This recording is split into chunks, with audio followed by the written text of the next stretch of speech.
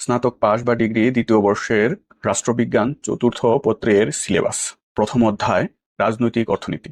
রাজনৈতিক অর্থনীতির অর্থ রাজনীতি ও অর্থনীতির সম্পর্ক, আধুনিক রাষ্ট্রে আর্থসামাজিক কার্যক্রমের উন্নয়ন। দ্বিতীয় অধ্যায় রাষ্ট্র এবং অর্থনীতি, পুঁজিবাদ, সমাজতন্ত্র, মিশ্র অর্থনীতি, বাজার অর্থনীতি এবং মধ্যবর্তী শাসন। তৃতীয় অধ্যায় অর্থনৈতিক উন্নয়ন, অর্থ এবং পূর্বশর্ত, উন্নয়নের বৈশিষ্ট্য, অনুন্নত ও উন্নয়নশীল দেশ, বাংলাদেশের অর্থনৈতিক উন্নয়নের সমস্যা বা প্রতিবন্ধকতা। চতুর্থ অধ্যায় বাংলাদেশের কৃষি, বাংলাদেশের অর্থনীতিতে কৃষির গুরুত্ব, কৃষি ও খাদ্য সমস্যা ও এর প্রতিকার, কৃষিনীতি, কৃষি আয়, ভূমি মালিকানা, ভূমি সংস্কার, সবুজ বিপ্লব। পঞ্চম অধ্যায় বাংলাদেশের শিল্প, বাংলাদেশের শিল্পায়ন, সরকারি, ব্যক্তিগত ও বৈদেশিক প্রত্যক্ষ বিনিয়োগ। ষষ্ঠ অধ্যায় বাংলাদেশের বেকারত্ব, বেকারত্বের অর্থ, ধরন, বেকারত্বের কারণ, পরিমাপ ও সমস্যার সমাধান।